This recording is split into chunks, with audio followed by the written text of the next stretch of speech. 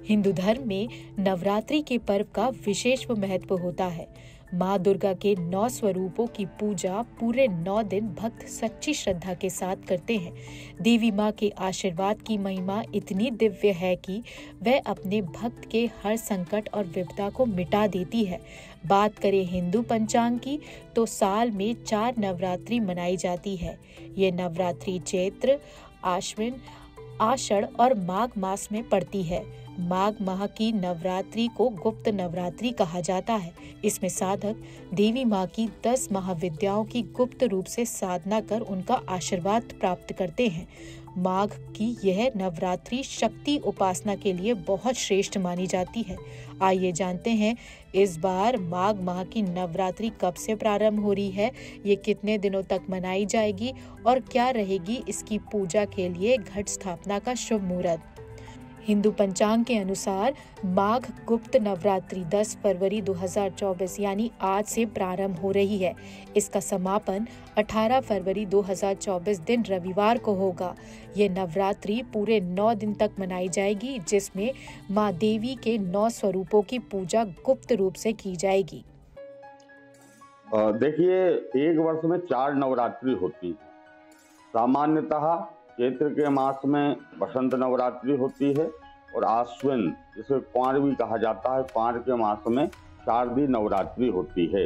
इसके अतिरिक्त माघ मास में और आषाढ़ मास में भी नवरात्रि होती है। अक्सर लोगों को उसकी जानकारी नहीं होती है, क्योंकि यह जो रहती है गुप्त नवरात्रि रहती है।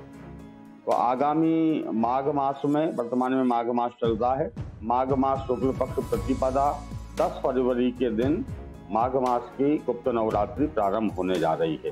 गुप्त नवरात्रि जो है वह गुप्त विद्या, महाविद्या, 10 महाविद्याओं का तंत्र साधना के लिए विशेष रूप से उपयोगी होती है। जैसा कि इसके आगे शब्द लगा हुआ है गुप्त, अर्थात छुपा हुआ।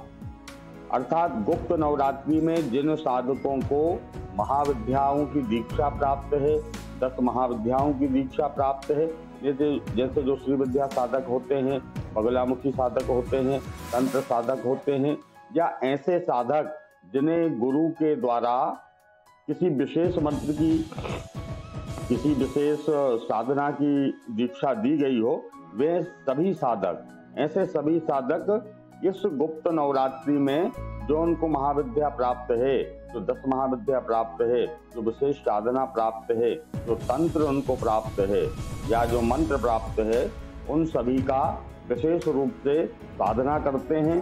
कोई हवन के द्वारा करता है, कोई तांत्रिक क्रिया करता है, कोई शावर मंत्र का जाप करता है। तंत्र क्रिया करने वाले हठ योग, शावर मंत्र इत्यादि का प्रयोग करते हैं। और जो सात्विक साधना करने वाले साधक हैं, वह इस गुप्त नवरात्रि में अपने को जो मंत्र प्राप्त है उस मंत्र की साधना करते हैं, भगवती का अर्चन करते हैं, हवन करते हैं।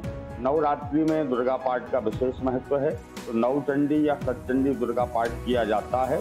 तो इन सभी कार्यों के लिए गुप्त नवरात्रि बहुत श्रेष्ठ है।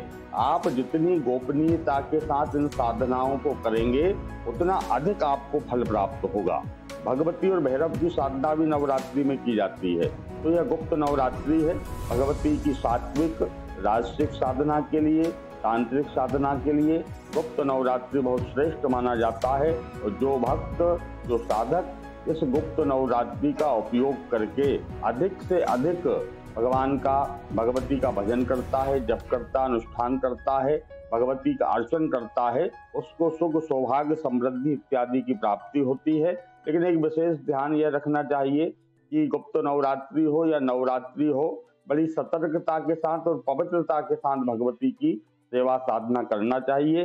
भगवती के प्रसन्न होने पर मंत्र सिद्धि तो हमको प्राप्त होती है, मान सम्मान प्राप्त होता है और धन, ऐश्वर्य, राज कीर्ति, यश कीर्ति की हमको प्राप्ति होती है। लोकल 18 नर्मदापुरम से दुर्गेश सिंह राजपूत की रिपोर्ट।